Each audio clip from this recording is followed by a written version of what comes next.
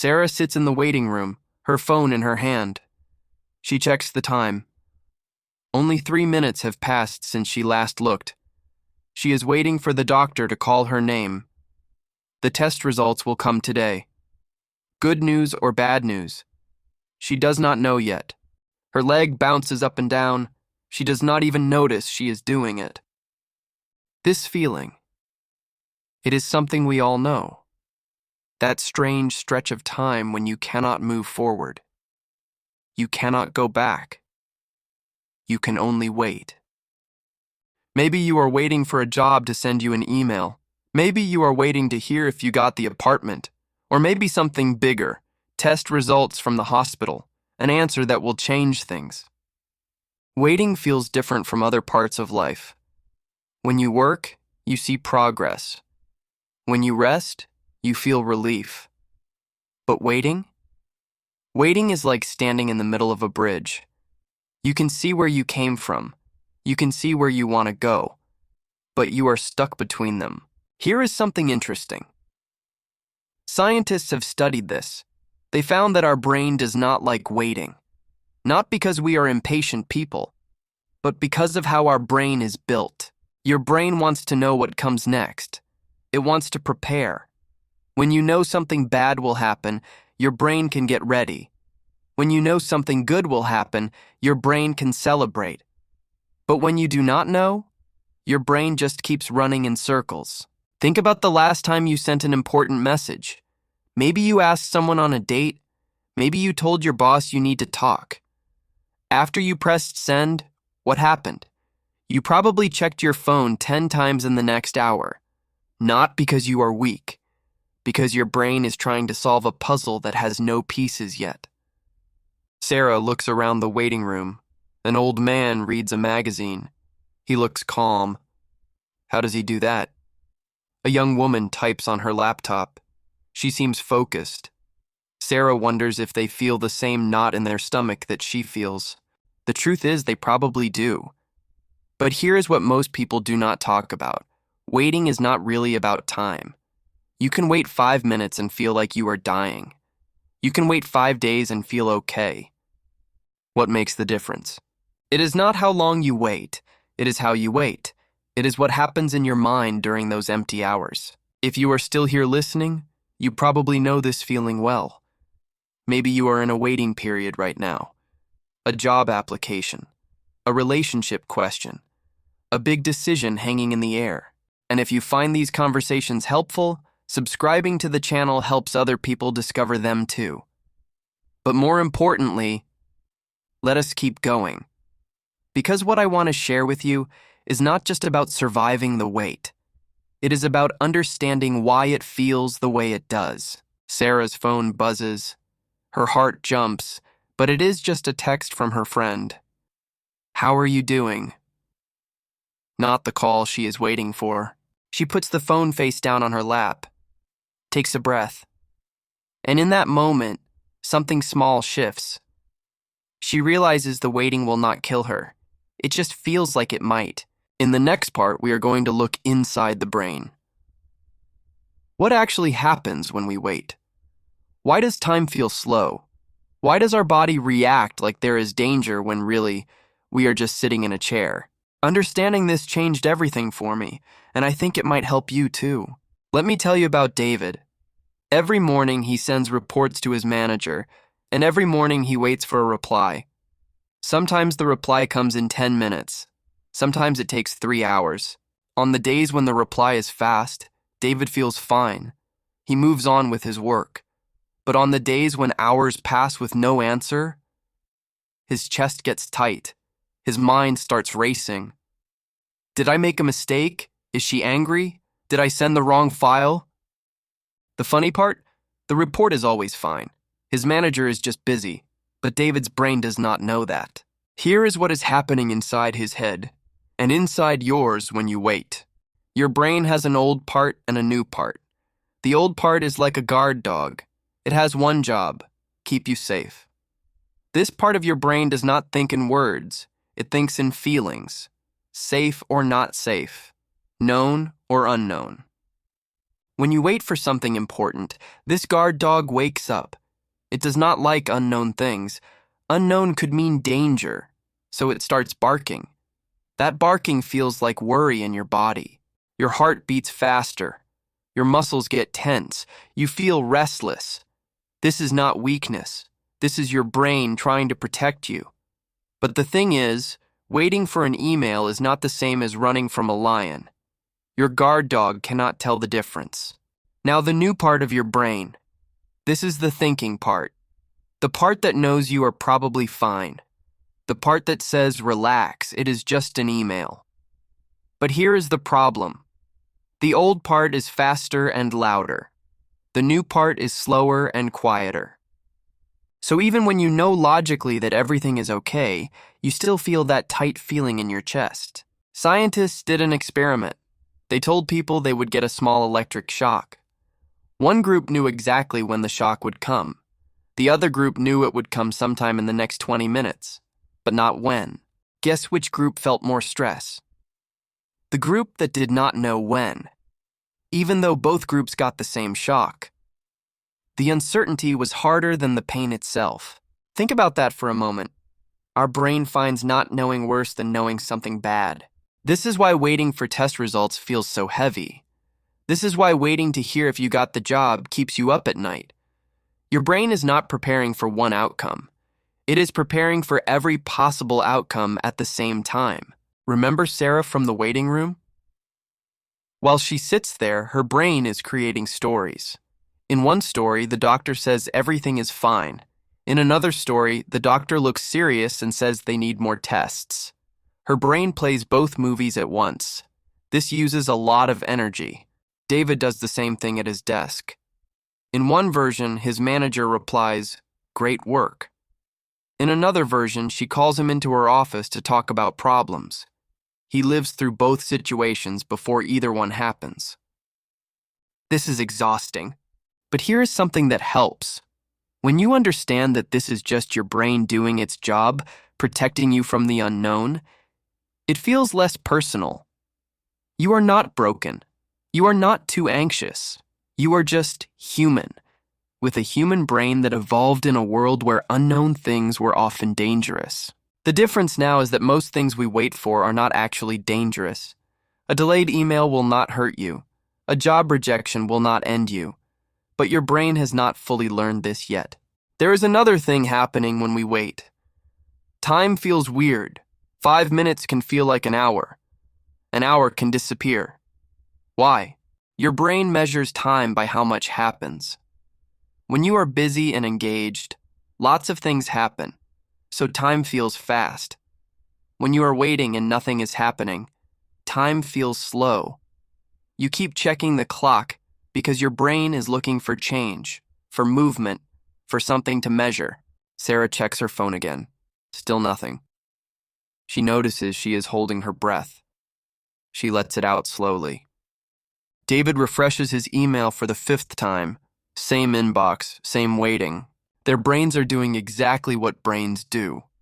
Working hard to prepare for something that has not happened yet. Trying to control something they cannot control. In our next part, we will meet 2 different people who wait in 2 different ways. One of them has found something that makes waiting easier. Not because they are stronger or better, but because they think about control differently. And that small difference changes everything. Let me introduce you to 2 people. Anna and Marcus. Both of them applied for new jobs. Both of them are waiting to hear back. It has been 1 week since the interviews. But the way they wait is completely different. Marcus wakes up and the first thing he does is check his email. Nothing yet. He checks again after breakfast, again before lunch, again in the afternoon. He keeps his phone next to him all day. The volume is turned up high so he will not miss the notification. He thinks about the interview constantly. What did he say? Did he answer that question well? Should he send a follow-up email? Maybe they forgot about him. Maybe they chose someone else already. His friends tell him to relax, but he cannot. Anna also checks her email, maybe twice a day, morning and evening. When there is no news, she nods and moves on. She goes to the gym. She meets a friend for coffee. She reads a book. Yes, she wants the job. Yes, she thinks about it. But it does not fill her whole day. Why are they so different? Most people think Marcus cares more, or that Anna is just naturally calm, but that is not it. The difference is about something else, something called the locus of control. These are big words, so let me make them simple. Locus means location. Control means power. So locus of control means, where do you think the power is? Marcus believes if he pays attention, if he stays ready, if he checks enough times, he can somehow influence what happens. His brain thinks that watching closely equals having control. So he watches and watches. And the more he watches, the more anxious he feels. Because deep down, he knows he cannot actually change anything. But he cannot stop trying. Anna sees it differently. She knows she did her best in the interview. Now the decision is with other people. She cannot control their choice. She cannot make them decide faster. So she lets it go. Not because she does not care, but because she knows where her power ends. Think about this in your own life. When you wait for something, where does your mind go? Do you keep checking? Do you replay the situation over and over? Do you think that paying attention somehow helps? If yes, you might be like Marcus. You are trying to control something that is outside your hands. Here is what happens to Marcus. Every time he checks his email and sees nothing, he feels a little drop, a small disappointment. He does this 20 times a day. That is 20 small disappointments. By the end of the week, he is exhausted. Not because of the waiting, because of all those small moments of hoping and dropping. Anna has 2 moments, morning and evening. If there is no email, she feels that drop twice, not 20 times. This saves her energy. But there is something deeper here. Marcus is fighting against reality. Right now, in this moment, there is no email. That is the reality. But Marcus does not accept it. He keeps hoping the next check will be different. He is living in the future, in the moment when the email arrives. He is not living now. Anna accepts what is true right now. No email yet. Okay. That is reality. She does not fight it, so she can be present for the rest of her life. The coffee tastes good. The book is interesting. The gym feels satisfying. She is still waiting, but she is also living. Let me be clear about something. Anna is not better than Marcus. She is not stronger or smarter. She just learned something that Marcus has not learned yet. She learned where to put her energy. You can control your effort. You cannot control the outcome. You can control your preparation. You cannot control other people's decisions. You can control how you spend your waiting time. You cannot control how long the wait will be. When you really understand this, not just in your head, but in your body, something relaxes. I learned this the hard way. Years ago, I was waiting to hear about a visa application. It could take 2 weeks or 2 months. Nobody knew. I was like Marcus. I checked the website every day, multiple times. I called the office. I asked friends if they heard anything. I made myself sick with worry. Then one day, someone told me something simple. You checking will not make it come faster, but it will make you tired. It sounds obvious, right? But somehow I had not really seen it before. So I decided to check once a week, only on Mondays. That was my rule. And you know what? The visa came when it came. But those weeks felt different. Lighter. I had energy for other things. Marcus will learn this eventually. Maybe this job will teach him. Or maybe the next one. Or the one after that. Life keeps giving us chances to learn where our power is and where it is not. In the next part, we are going to talk about something that both Marcus and Anna do, something we all do when we wait. We tell ourselves stories. Our mind creates reasons, explanations, fears, and these stories, these invisible stories, they shape how we feel more than the actual waiting does. Let me show you what I mean. It is Tuesday afternoon. Lisa sent a text to her friend Emma 3 hours ago. "Hey, can we talk? I need some advice." Emma has not replied yet. In Lisa's mind, a story is starting to build. Maybe Emma is upset with her. Maybe she said something wrong last week. Maybe Emma does not want to be friends anymore. The story grows bigger. Lisa remembers a moment from last month when Emma seemed distant. See? The signs were there. Emma is pulling away. Wednesday morning arrives. Lisa wakes up to a text from Emma. "Sorry, my phone died yesterday and I forgot my charger at work. Of course we can talk. Call me anytime." The whole story Lisa created, it was not real. But for those hours, it felt completely real. Her stomach hurt. She felt sad. She almost sent a long, apologetic message. All because of a story that only existed in her head. This is what our mind does when we wait. It cannot sit with empty space. It needs to fill the silence with something, so it creates stories. Remember Marcus, waiting for the job email? His mind tells him stories too. They probably found someone better. I should not have worn that blue shirt to the interview. They thought I was too quiet. Each story feels true, but none of them are facts. They are just his mind trying to solve a mystery before it has the pieces. Here is the interesting part. Our stories are almost always negative when we wait. Why? Because the guard dog part of your brain, the part we talked about before, it wants to prepare you for the worst. If you expect bad news and get good news, you feel relieved and happy. But if you expect good news and get bad news, it hurts more. So your brain chooses the safer path. Expect the worst, hope for the best. But this protection comes with a cost. You suffer twice, once in the story, once if the bad thing actually happens. Think about Sarah in the waiting room. She is not just waiting for test results, she is living through a whole future that might not happen. In her mind, the doctor already said the words. She already had the difficult conversation with her family. She already felt the fear. And none of it is real yet. David, waiting for his manager's email, has already been criticized, already defended himself, already felt shame, and his manager might just reply, "Looks good, thanks."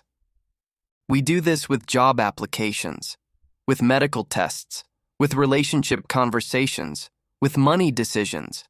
We live through the bad version before we know which version is real. There is a name for this. Psychologists call it anticipatory anxiety, anxiety about something that has not happened yet. For some people, this anxiety is worse than the actual event. I know someone who avoided going to the dentist for 2 years, not because the dentist hurt, but because the waiting room felt unbearable. Sitting there, imagining the pain, the drill, the discomfort. The anticipation was worse than the reality. When she finally went, she said, "That was not as bad as I thought." But she had suffered for 2 years in her imagination. So what do we do about these stories? First, notice them. This sounds simple, but it is powerful. When you catch yourself thinking, "They probably hate me," or "This is definitely going to be bad," stop for a second. Ask yourself, is this a fact or a story? Lisa could have asked herself this. Is it a fact that Emma is upset? Or is that a story I am telling because she has not texted back? The story felt like a fact, but it was not. It was just one possible explanation, and not even the most likely one. Second, if you are going to tell stories, tell multiple versions, not just the worst one. Your mind wants to prepare you so it shows you the bad version, but you can help it see other versions too. Marcus could think, maybe they chose someone else, but he could also think, maybe they are still interviewing other people. Or, maybe the person who makes decisions is on vacation. Or, maybe they liked me, but the process is just slow. All of these are possible. None of them are facts yet. But having multiple stories is lighter than carrying just the heavy one. Sarah could imagine the doctor saying bad news, but she could also imagine the doctor saying, "Everything looks fine." Both are equally possible until she hears the actual words. This does not mean lying to yourself. This does not mean pretending everything is perfect. It just means staying open, staying honest about what you know and what you do not know. Here is what you know. You are waiting. Here is what you do not know, the outcome. Everything else is story. And stories, even when they feel real, are just your mind trying to help. Thank your mind for trying. Then gently remind it, we will deal with reality when it arrives. Right now, we are okay. In the next part, we will talk about something surprising. Something most people do not expect. Waiting, when you look at it differently, actually teaches you things. Real things. Important things. Things you cannot learn any other way. Let me show you what I mean. Tom wanted to open a restaurant.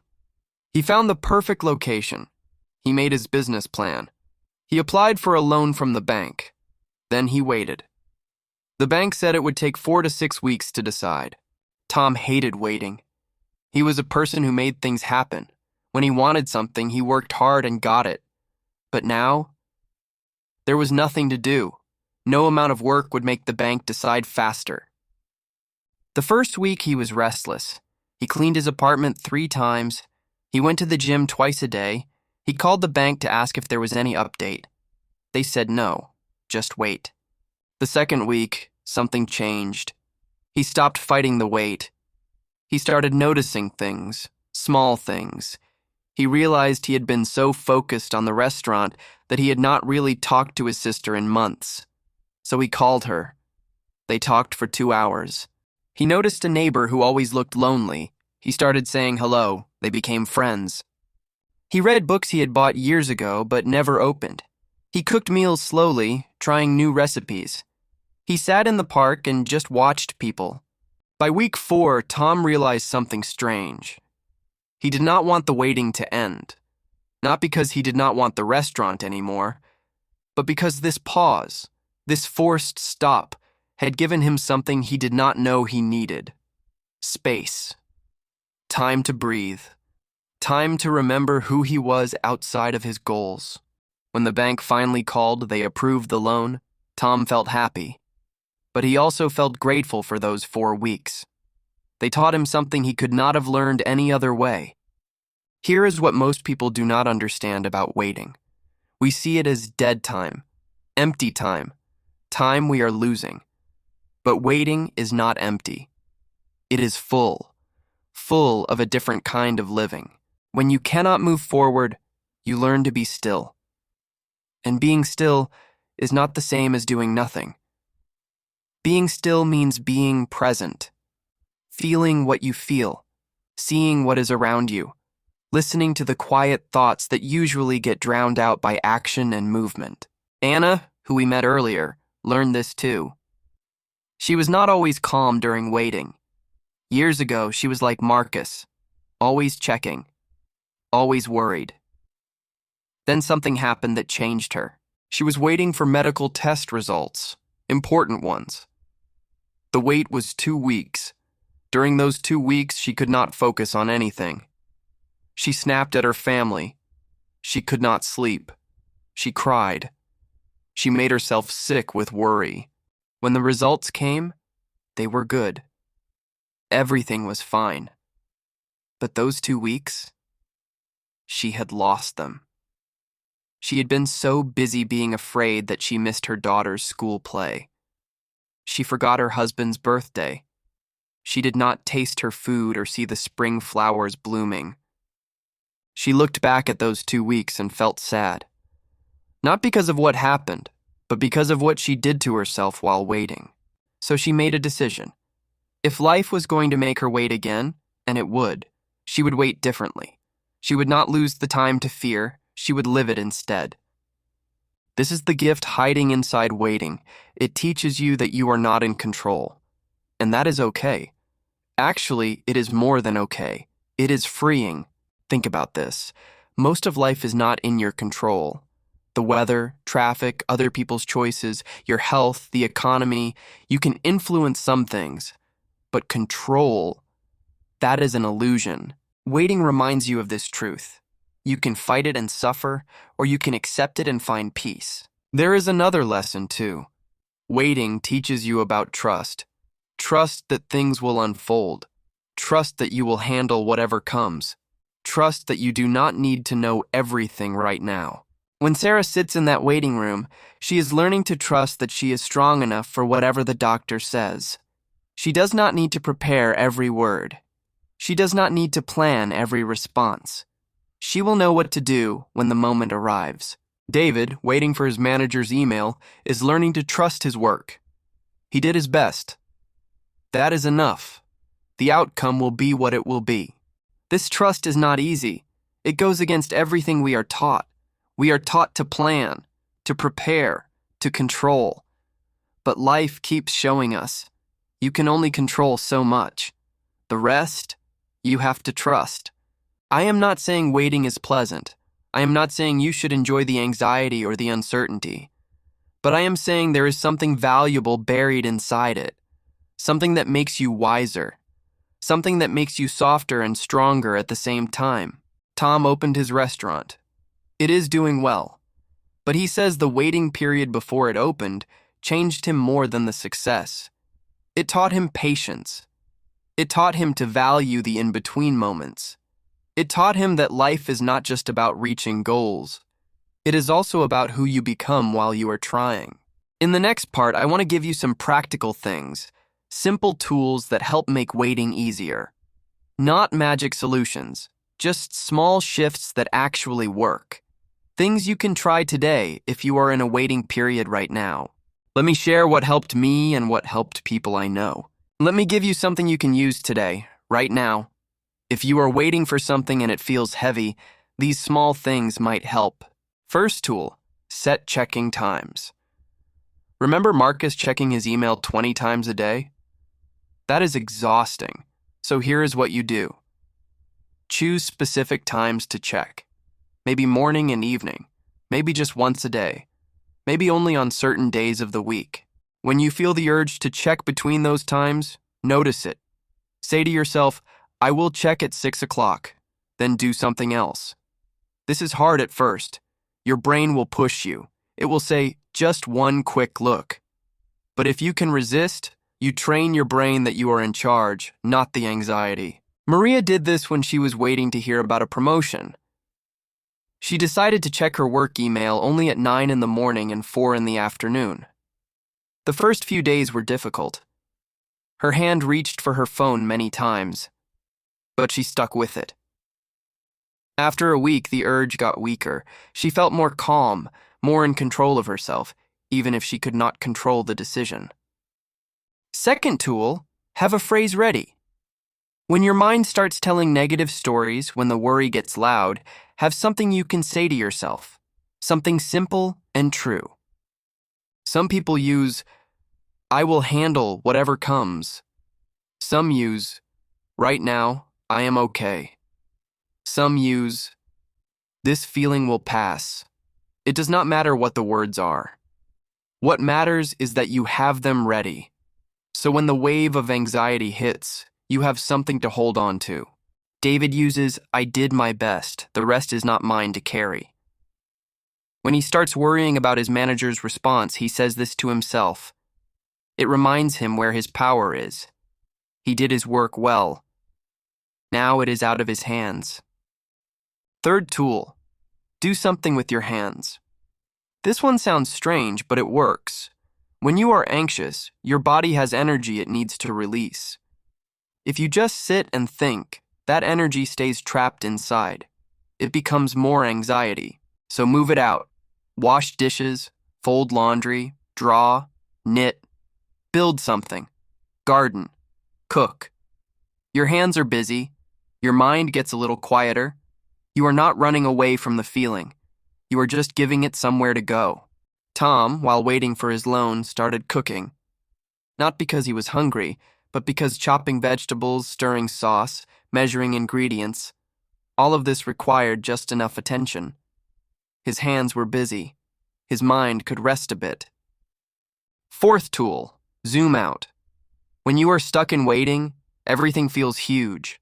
The job, the test, the answer, It fills your whole vision. But if you zoom out, if you see the bigger picture, it gets smaller. Think about your whole life. 10 years from now, will this waiting period matter? Maybe yes, maybe no. But either way, it is just one chapter, not the whole book.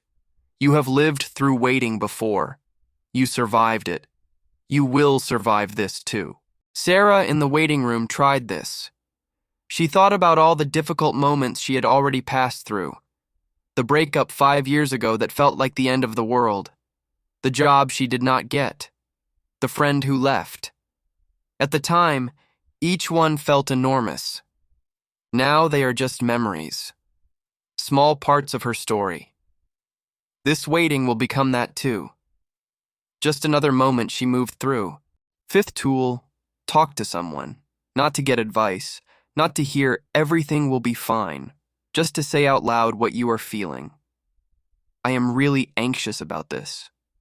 Sometimes just saying it makes it lighter. When you keep everything inside, it grows. It becomes bigger than it is. But when you let it out, when someone else hears it and nods and says, I understand, something releases. You remember you are not alone. Other people wait too. Other people feel this too.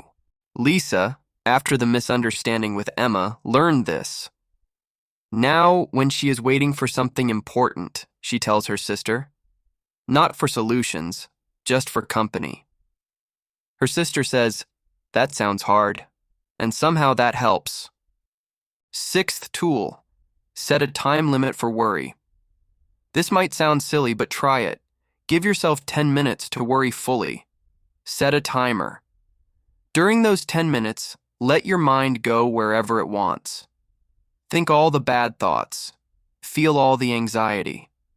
Do not hold back. But when the timer rings, you are done. You gave worry its time. Now you do something else. Work, read, walk, call a friend. You can worry again tomorrow for another 10 minutes if you need to. But right now, you are done. This works because it gives your mind boundaries. Your mind thinks it needs to worry all the time to keep you safe. But you can show it. 10 minutes is enough. We can protect ourselves in 10 minutes. The other 23 hours and 50 minutes, we can live. And here is the last tool, the simplest one. Breathe. When the anxiety gets strong, when your chest feels tight, when your thoughts are racing, stop and take 3 slow breaths. In through your nose, out through your mouth. Slow. Gentle. Like you are breathing for a baby. This does something physical. It tells your guard dog brain, we are safe right now. Because when you are in real danger, you do not breathe slowly. You breathe fast. So slow breathing is a signal, a message to your body. Right now, in this moment, we are okay. None of these tools will make the waiting disappear. The waiting is still there, but they make it easier to carry. They give you something to do with the weight. They remind you that you have some power, even when you cannot control the outcome. Try one, try all of them. See what fits you, because waiting is part of life. Learning to wait without losing yourself, that is a skill worth having.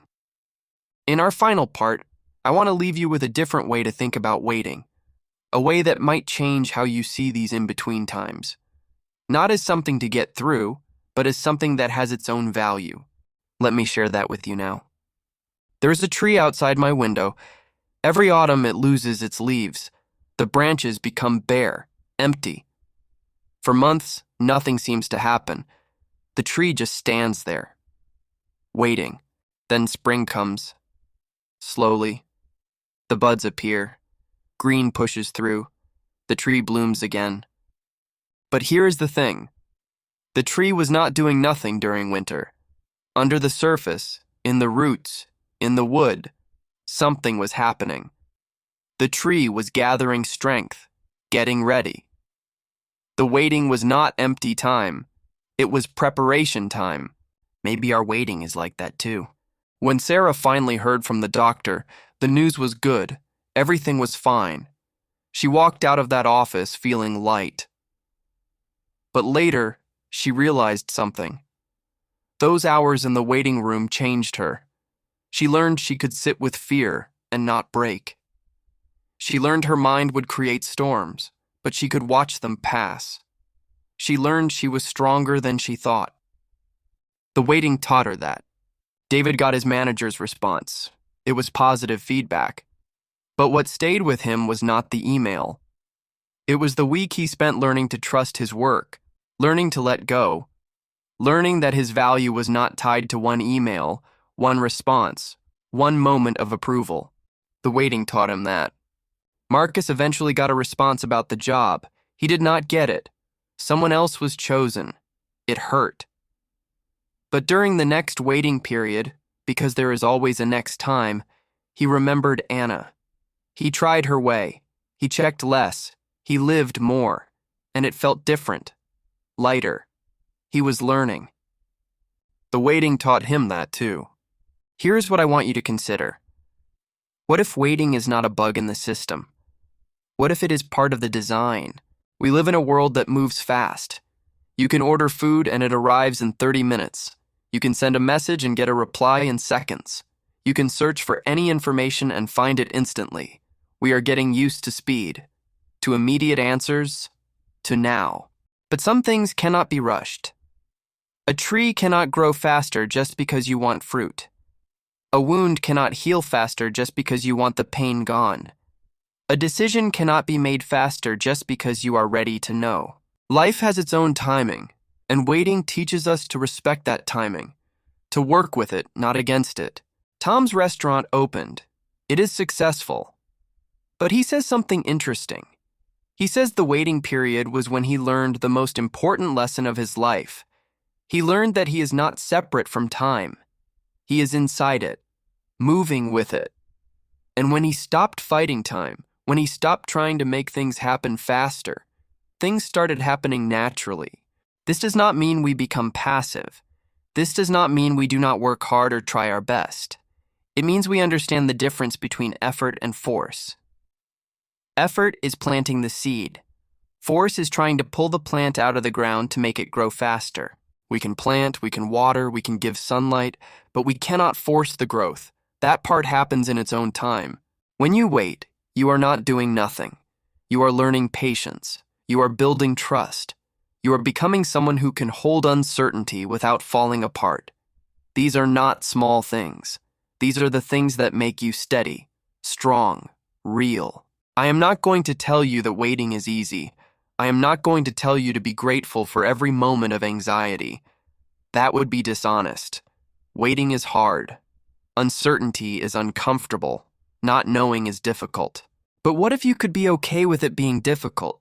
What if you did not need it to be easy? You can acknowledge that waiting is hard and still walk through it. You can say, this is uncomfortable without making it mean something is wrong with you.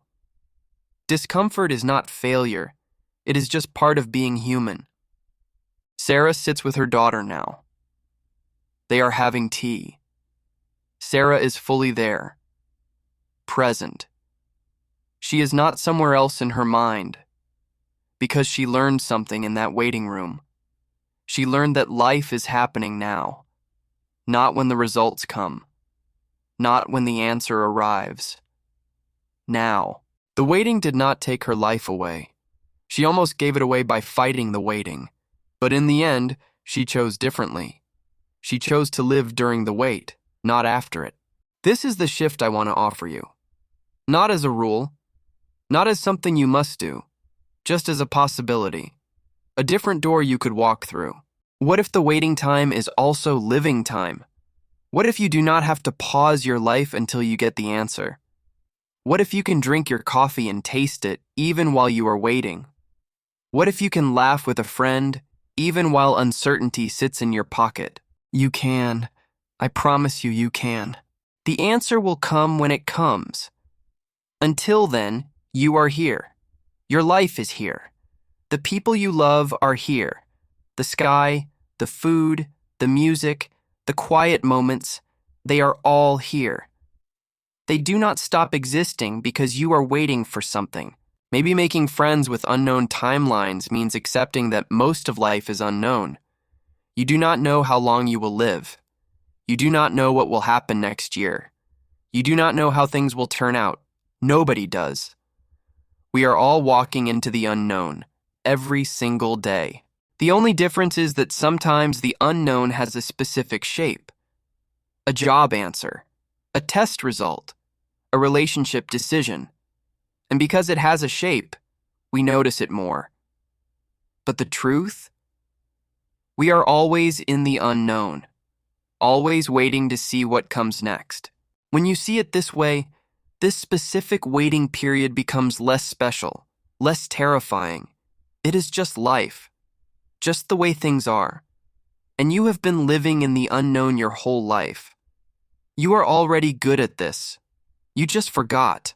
So here's my last thought for you. Whatever you are waiting for right now, it will resolve. It will end. An answer will come. But you, the person you are becoming while you wait, that stays. The patience you build stays. The strength you discover stays. The ability to be okay in uncertainty, that stays with you forever. The waiting is temporary, but what it teaches you is permanent. And maybe that is why it is here. Not to torture you, not to waste your time, but to give you something you cannot get any other way. To grow you, to deepen you, to make you more human. If one idea from this conversation stayed with you, I would love to know which one. But more than that, I hope you feel a little lighter, a little more ready to be with whatever you are waiting for.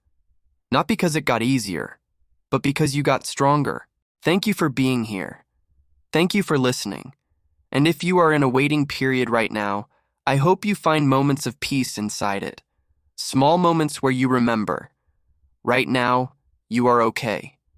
Right now, you are enough. Right now, you are here. And that is something.